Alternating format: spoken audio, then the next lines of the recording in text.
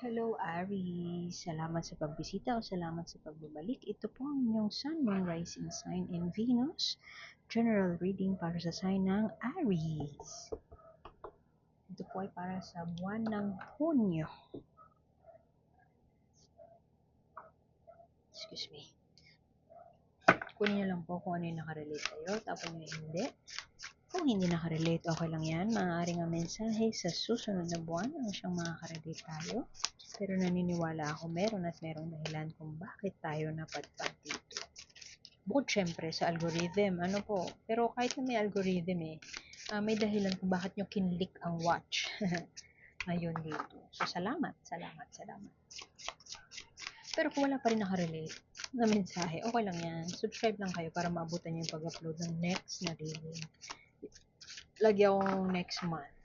I mean, gusto ko nga sana madalas pero hindi carry ng schedule. Ano ang core energy ni Aries? Anong ganap kay Aries this month? Uy, 3 of Cups. Hindi ka kontento, hindi ka happy. You don't feel like celebrating. Yan ang ganap kay Aries. Ewan ko kung masyado kang busy sa ibang mga bagay o sadyang meron lang ganap sa buhay mo na hindi ka prepared na makihalubilo pa. Hindi ka prepared na magkwento pa about yourself. Ewan ko, reunion. Pwede nga wedding Tapos parang hindi ka handa. Uy! 2 of Cups, partnership. Sulking over a partnership. Tampo. Pwedeng tampo from may ginawa ba yung partner mo sa'yo na hindi mo gusto?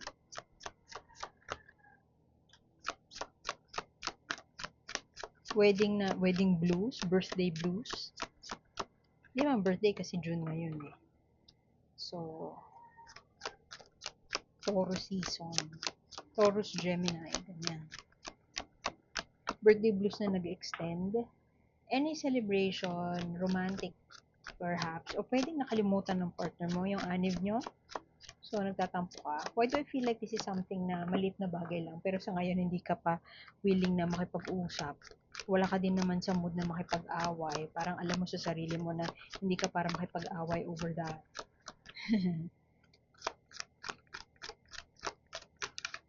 Some celebration na hindi ka handa. Sulking over ewan ko, partnership na hindi nag-work out. Tabi ko muna, yan ang core energy. 3 of Cups, unhappy, not wanting to celebrate, not feeling like celebrating, wanting to miss something, na missed celebration. Tapos, alam mo, 2 of Cups, this is partnership kasi Pero with the 5 of Pentacles, so dinandan siya agad ng 5 of Pentacles na reversed, pwedeng yung iba sa inyo ay getting out of an unhappy love situation, tapos ngayon you're finding your way towards self-love. You're finding your way towards pampering yourself, or parang you are slowly accepting the fact na you are happy being alone, o kaya being independent na. Explore natin yung ibang cards, pero para siyang mixed emotions yung napipick up ko with your core energy pa na ito. Para siyang di mo alam kung sasaya ka o malulungkot ka. Poignant. Merong nawala, pero alam mo sa sarili mo na okay lang na mawala yun. Pero at the same time, hindi ka okay na nawala yun. Alam mo na it is right na i-let go na yung mga bagay na kailangan mong i-let go, pero kung hindi ka magpapanggap na masaya ka about it, hindi ka magpapanggap na parang hindi ka affected. Moon. Yung iba sa inyo pwedeng ginost, hindi kinakausap. Yun nga, na-miss yung anniversary, pero cool off na pala kayo. Pwede din naman na iba sa inyo hindi ka sure ano ba talaga kayo ng ka-situationship mo. Pwedeng pinili niya yung jowa niya talaga kasi parang side chick ka. Pwedeng ganun. something is not revealed to you just yet. Naiwan pero tinatry bumangon. You felt neglected nung nakaraan pero you're trying to make sense of it all sa ngayon. Alam mo na tama lang na mawala siya sa buhay mo pero yun nga, sabi ko kanina, hindi ka magpapanggap na okay ka kasi hindi ka okay. Pwedeng iba sa inyo hindi nagtatago, hindi mo sinasabi sa mga friends mo na hindi ka okay kasi nakakahiyang aminin yung nangyari sa'yo, yung ganun. Pwedeng yung iba sa inyo parang walang kinukwentuhan, pwedeng iba sa inyo may miscarriage, tapos hindi natuloy ang baby shower, ganun. Parang nakakalungkot ang mga bagay-bagay para kay Aries. And to think Aries ka, alam mo yun, very dominant, matapang, malakas ang loob. Pero sa ngayon, parang nakakalungkot na hindi mo feel na malakas ka ngayon. And sinasabihan mo yung sarili mo na everything's gonna be okay, it's okay. Pero, hindi hindi ako okay. Alam mo yun? Pwedeng missed opportunity in love. Pwede din naman todo ka magbigay to a point na nakalimutan mo ang iyong sarili. Yung neglect dito, pwedeng self-neglect. Yung lack of joy ng kasalukuyang nararanasan, pwedeng alam mo sa sarili mo na may contribution ka doon sa lack of joy na yon. O pwede din naman na sinisisi mo yung sarili mo, kasalanan ko naman eh, alam mo yun. So ngayon parang parang basking into that nothingness, if not limbo, o kaya parang feeling mo parang steady lang, pero gusto mo munang magmukmok, gusto mo mapag-isa, gusto mo mapag-isa with your feelings, ganun. Emperor, maganda din na lumabas ang Emperor. Ikaw yan eh. Ikaw to. Pwedeng you are slowly recognizing na I may have missed something in the past, pero alam ko babangon ako, alam kong kaya ko to, alam ko na I'm in my power.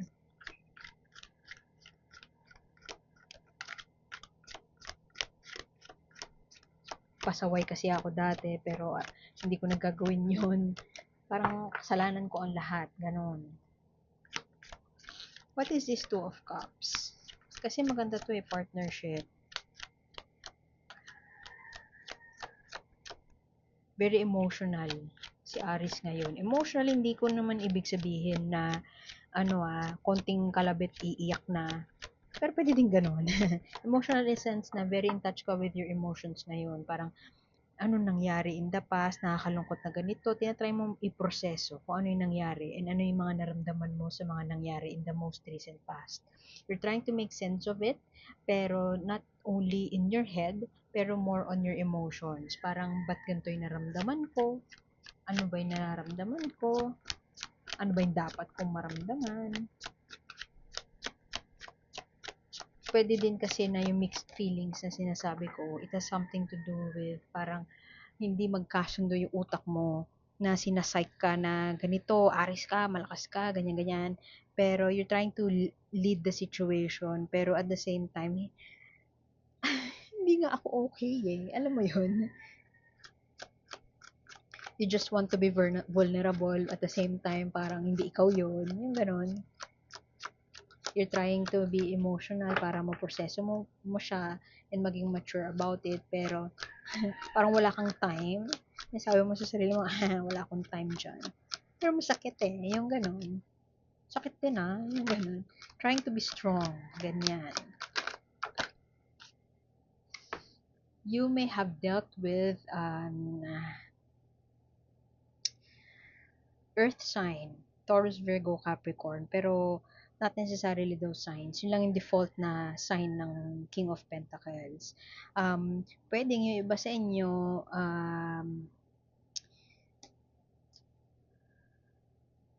mayaman siya, tapos Yun nga, ano ka, parang side chick ka, pwedeng ganun, tapos pinili niya yung asawa niya. Ayaw niya nang, gusto niya nang tapusin. Eh, pwedeng hindi ganun yung exact na situation na. Example ko lang yun, pero pwedeng may isang tao talaga na nakaka-relate dun eh. Yung energy is, pwedeng yung iba sa inyo hindi siya pinanindigan. O pwede din naman pinanindigan pero may kapalit na hindi naman talaga yun yung gusto mo mangyari. Ay, sorry. Example,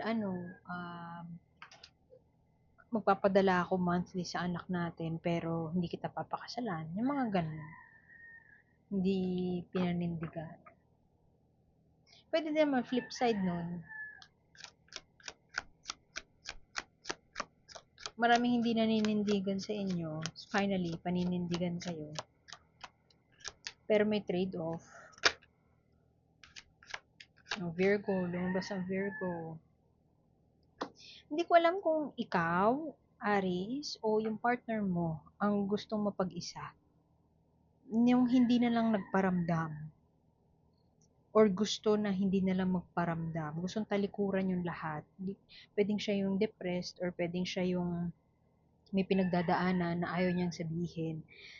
Kaya, kesa pa sabihin niya or mag-explain siya na alam niya namang hindi mo tatanggapin, hindi na lang siya magsasalita.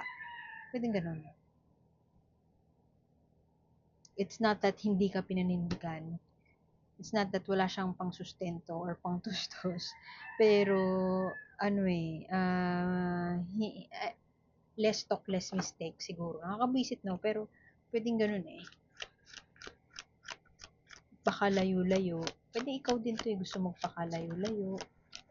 So, ikaw to na left out in the cold, trying to figure out everything on your own, and trying to close this chapter, pero hindi ka pa din okay sa ngayon. Alam mo yun, parang,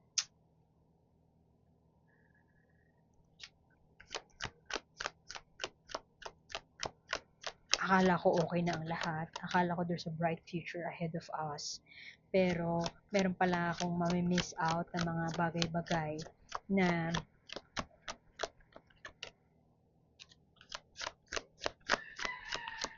may red flags na noon, hindi ko napansin.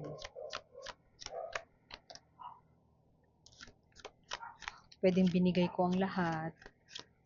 While alam ko naman na hindi ako yung pipiliin. Tinry ko pa rin, malay natin. Tapos yun, it didn't turn out how you expected it to turn out. Pwede din kasi na yung iba sa inyo ay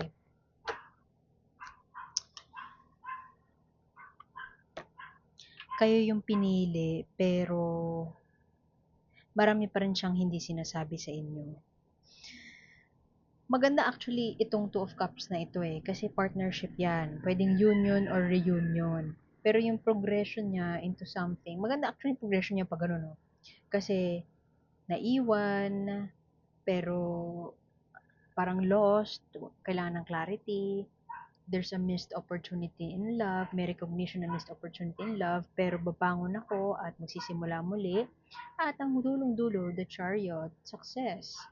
There will be a successful endeavor on your end. Parang kumbaga ang nakikita ko sa reading mo, ang message, general message ay you are being redirected to something else, something better. Kasi ang bilis eh, oh. Biglang positive, wow. Parang, alam mo, nakita mo na yung soulmate mo na pwedeng Taurus, Virgo, Capricorn, or pwede din naman na rich siya, mayaman siya, pwedeng boss mo, basta financially stable.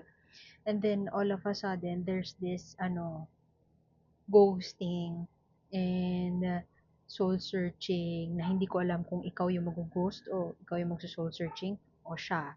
And then there is this, kung hindi yung depression, parang something is not clear to you. Bakit ganun? Bakit biglang parang pera na naging bato pa? Perfect na sana, biglang hindi pa na isa katuparan. Kaya ako nasabi na mabilis ang pangyayari kasi gitnang-gitna world card. May pagsasarado agad ng chapter. Pwede kasi na magkakabalikan kayo ng ex mo tapos marirealize mo na hindi pala siya talaga dapat bumalik pa. Hindi na siya dapat pala nagstay. Kasi isasarado mo na yung chapter eh. Kumbaga may closure na. Closure in a sense na pwedeng pagpapatawad ito. Kasi hindi pa rin ganun kalinaw ang lahat. Hindi pa rin, marami pa rin hindi na masasagot. Marami pa rin hindi mare-resolve. So, kasi parang binigay ko ang lahat pero parang kulang. Pero, ang maganda doon, yung bandang dulo na is you would, parang channel your inner power and willpower para sumakses. Kasi, hindi ka man pinalad sa pag-ibig, papalarin or magkakaroon naman ng bagong panimula pagdating sa isang bagay na matagal mo nang gustong gawin. Pwedeng mag-business o pwedeng mag-aral ulit, breakthrough moment eh. Alam mo yun? Merong mga bagay na hindi malinaw pero magkakaroon ng breakthrough moment. Magkakaroon ng liwanag. While hindi masasagot yung gusto mong masagot, example, yung kung naka-resonate ka nga doon sa iniwan ka, hindi mo malaman bakit siya biglang umalis. Hindi man masasagot yun na yung dahilan, hindi mo man malalaman yung dahilan bakit siya umalis. Malalaman mo bakit nangyari yun sa'yo. Yun ang ibig ko sabihin. And then parang mabagal man ang takbo ng mga bagay-bagay, alam mo kung saan ka papunta. Hindi ko nakikita yung travel dito, pero pwedeng yung may travel kasi this is seeking enlightenment. Seeking something, parang may gagawin kang bagay para maibalik mo yung nawala sa'yo na power to come back into your power. Pero sa ngayon, this June, medyo wallowing in ang tawag ng friend ko dyan, dinadalisay ng kalungkutan. Medyo nandun pa tayo sa ngayon or darating pa tayo doon sa energy na yon this June. Pero, hindi mo man makukuha yung sagot, maisasarado mo na itong kabanata na ito na parang you felt alone. You felt like mag-isa ka lang. Actually, itong Two of Cups din na yan, pwede din naman ang ibig sabihin yan, may padating na bago, union with somebody. Kilala mo na eh. Meron kang reunion with somebody, you knew. Pwedeng kaya ako nasabi na baka ex ang magbabalik sa iyong buhay. Ah, pero siguro babalik siya pero okay na kayo, in the right, mature na kayong dalawa, mapag-uusapan niyo na kung ano yung parang yung kaya niyo nang harapin yung isa't isa in a more civil way. Hindi kayo magsisigawan, hindi kayo magbabangayan. At magkakaroon ng hindi niyo man pag-uusapan kung ano nangyari sa inyo dati. Magbibigyan ng parang kumbaga, yun, masasarado niyo na. Makaka-move on na kayo fully. Dahil okay na eh. Time has past na eh. Yun. May masasarang kabanata at may bagong mauumpisahan na kabanata. Yun ang June ni Aries. Okay? So, sa ngayon parang hindi pa ganun ka-okay eh. Ang lahat. Kuha tayo ng message from the universe. Basahin ko yung guidebook nito para makita nyo how this deck is. Ang ganda kasi ng deck na to. Pero hindi ko siya malilink eh. Kasi wala akong mahanap na local seller. Alam ko sa Amazon ko to binili. Dalawa ang bigay natin kay Aries. Embrace effortlessness. Chill ka lang. Relax ka lang. Antayin mo lang na dumating yan. And then be yourself. Be the weirdest you.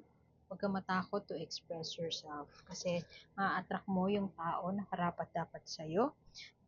Kung hindi ka, pwede kasi yung iba sa inyo, you've been trying so hard para ma-attract yung soulmate. Pero kakatry mo so hard, hindi sa mali ka bumabagsak. So, pwedeng ang mensahe ng dalawang to is huwag ka nang umeffort ng bongga kasi the more you shine your light, the more na ma-attract mo yung tao na karapat-dapat para sa'yo. Maybe, for once, stop taking action na parang ikaw yung chase ng chase. How about ikaw naman yung mag-receive? Okay. Be yourself. Basahin natin yung sa guidebook. A wise man once said, be yourself, everyone else is already taken.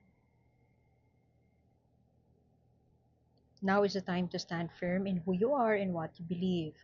Life has made you the person you are. Do not be ashamed or embarrassed about your weaknesses, nor modest about your strengths. Don't try to hide your weirdness either. It's one of the things that make you a compelling creature. In a world that demands your conformity and praises your fitting in, loving yourself is an act of rebellion. When you let your true color shine and fly that freak flag, your fellow weirdos can find you on the universal radar. Your life will change because of this. You'll no longer go where you are tolerated. Instead, you'll go where you are celebrated. So rebel on, you gorgeous freaking weirdo. Embrace effortlessness. Another advice from the universe.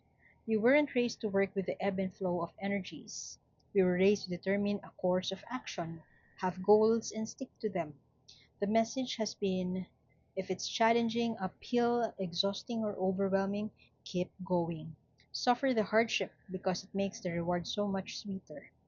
This has led us to go against our own divine nature, punishing ourselves with struggles that feel uphill and suffocating. But the way of source is to work with the flow. Now is the time to turn off the should in your mind. Turn your energies downhill. Let go of the idea that your dream or decision requires you to toil. Yes, you are in for hard work and commitment, but no, you don't get extra points for suffering. Let others have that battle. It's your time to relax, yun na nga yung sinabi ko kanina. Call on your invisible allies and let Source or God and its flow be your partner in this achievement. Iwan ko na yun dun, Aris. Huwag masyadong parang action-oriented. At least this month, parang chill ka lang. Let the universe work for you. The system will take care of itself. And yun, iwan ko na yun doon. Like, share, and subscribe lamang po. And sana makita kita ulit next time. Ako po si A. And see you soon. Ari, salamat. Bye-bye.